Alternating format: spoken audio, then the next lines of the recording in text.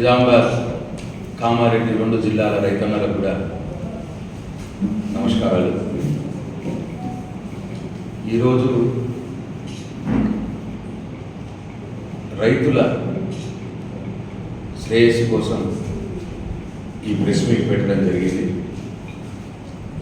దీంట్లో రాజకీయాలు లేవు, కేవలం ప్రతిపక్ష పార్టీగా మా బాధ్యత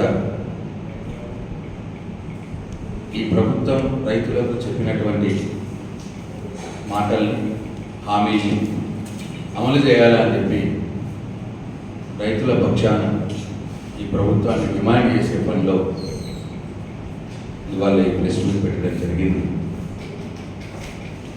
రాజకీయాలకు అతీతంగా దయచేసి ఉమ్మడి నిజామాబాద్ జిల్లా రైతన్నలందరూ కూడా నేను చెప్పే మాటల్ని ఆలోచించాలని చెప్పి నేను కోరుతా ఉన్నాను. 5 ఎకరాలు మొక్క పండించే రైతు 90,000 రూపాయలు నష్టపోతున్నాడు. ఇవాళ 5 ఎకరాలు సోయా పండించే రైతు 80,000 రూపాయలు నష్టపోతున్నాడు ఇవాళ ఈ సీజన్కే. కాబట్టి మేము డిమాండ్ చేస్తా ఉన్నాం, మీరు వెంటనే మొక్కల కొనుగోలు కేంద్రాలు పెట్టాలి. ఎంఎస్పి ధర మొక్కలకి 2,225 ఉంది.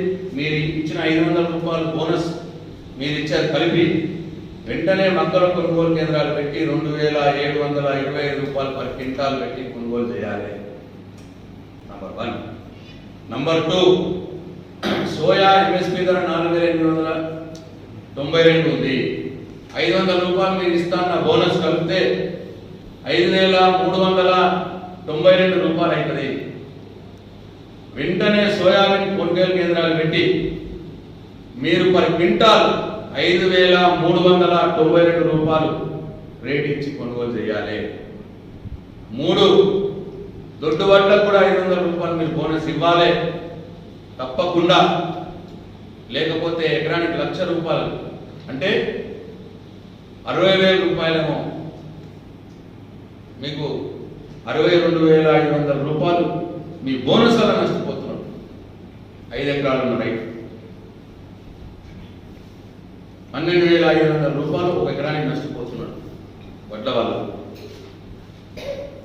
కాబట్టి ఈ మూడింటిని కూడా మీరు హామీ ఇచ్చినట్టే కేంద్ర ప్రభుత్వం నిర్ణయించినటువంటి ఎంఎస్పి కంటే 500 రూపాయలు ఎక్కువ ఇచ్చి కొనాలి. 2వ పాయింట్, మీరు ఇవ్వవలసిన రైతు భరోసా ఇంకొక నెలనే ఉన్నది, వర్షకాలం. ప్రతి ఎకరానికి 7,500 రూపాయలు రైతు భరోసా కూడా వెంటనే ఇవ్వాలి. ఇచ్చి వడ్లు పండించి 5 ఎకరాలు వడ్లు పండించి ఆయనకు మీరు ఒక్క సీజన్కు 1,00,000 రూపాయలు నష్టం అయ్యేదాన్ని మీరు ఆపాలి. మొక్కలు పండించే రైతుకి 5 ఎకరాలు మొక్కలు పండించే రైతుకి 90,000 రూపాయలు నష్టం జరిగేదాన్ని మీరు ఆపాలి. 5 ఎకరాలు సోయా పండించే రైతుకు 80,000 రూపాయలు నష్టం జరిగేదాన్ని మీరు ఆపాలి అని చెప్పి నేను ఈ ప్రభుత్వాన్ని డిమాండ్ చేస్తా ఉన్నాను. 17వ ఆగస్టు నాడు నేను రైతు పోరుబాట పెట్టి ఈ నియోజకవర్గంలో రైతు పోరుబాట పెట్టి ఆ రోజు డిమాండ్ చేసినాం. ఆ రోజు చెప్పినాం, నిజామాబాద్లో ప్రెస్ మీట్ పెట్టి చెప్పినాం రైతుల పక్షాన.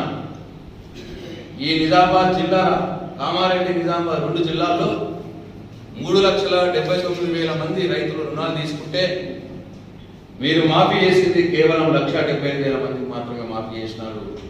ఇంకా 2,04,000 మందికి మాఫీ చేయాలి అని ఆగస్టు 17వ తారీఖున డిమాండ్ చేసినాం.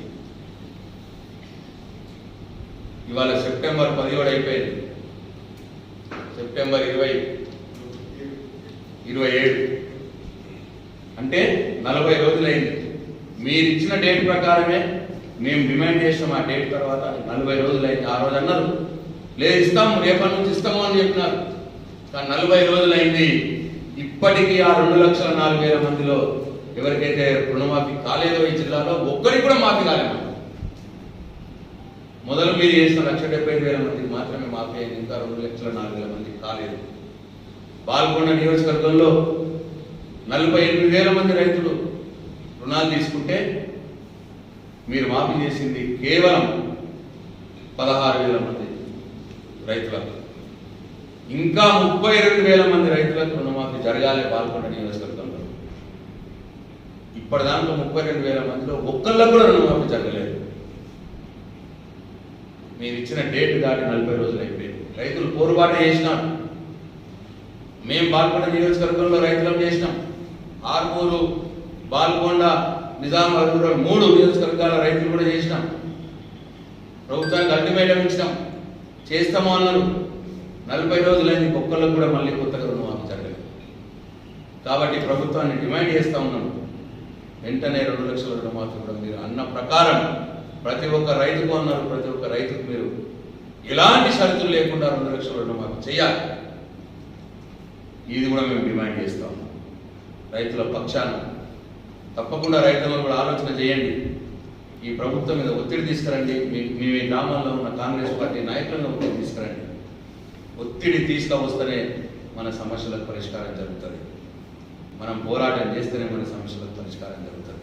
ప్రజా సమస్యలు ఇవాళ ఉమ్మడి నిజామాబాద్ జిల్లాలో, పాల్గొండ నియోజకవర్గంలో ఇవాళ ప్రజా ఆరోగ్యం పట్టించుకునే వాళ్ళు లేకుండా పోయినారు. విషజ్వరాలు సోకుతూ ఉన్నాయి. ప్రతి ఊర్లో జ్వరాలు వస్తూ ఉన్నాయి.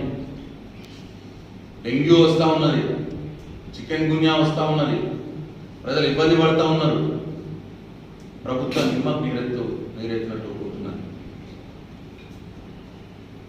ఇవాళ ప్రభుత్వం ఏమాత్రమైన మెజర్స్ తీసుకోవట్లేదు, స్టెప్స్ తీసుకోవట్లేదు. ఇబ్బంది పడతా ఉన్నారు పాపం. చికెన్ గున్యా వచ్చి నడవలేకపోతున్నారు. కీళ్ళ నొప్పులు వస్తూ ఉన్నాయి, వైరల్ ఫీవర్స్ వస్తున్నాయి, విషజ్వరాలు వస్తున్నాయి. ప్రతి ఇంటింటికి పాకుతా ఉన్నాయి. డెంగ్యూ వస్తూ ఉన్నది. ఎక్కడ కూడా క్యాంపులు ఏర్పాటు చేయట్లేదు ఈ ప్రభుత్వం. ఆశా వర్కర్లు బ్రహ్మాండంగా ఉన్నారు మన దగ్గర. ఏఎన్ఎం సెంటర్లు ఉన్నాయి బ్రహ్మాండంగా. అవన్నింటినీ కూడా జాగ్రత్తగా వాడడానికి కూడా వీలు రావట్లేదు. అసలు ఆ వైపు దృష్టి సారించట్లేదు మీరు.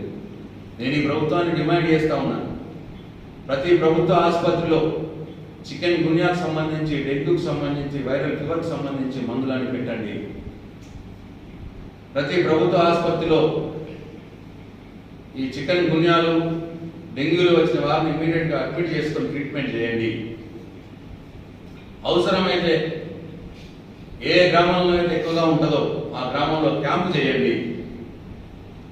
టెంపరీ క్యాంపులు ఏర్పాటు చేయండి. ఏర్పాటు చేసి ప్రజలకు చికెన్ గున్యా, డెంగ్యూల బారి నుండి దూరం చేయండి.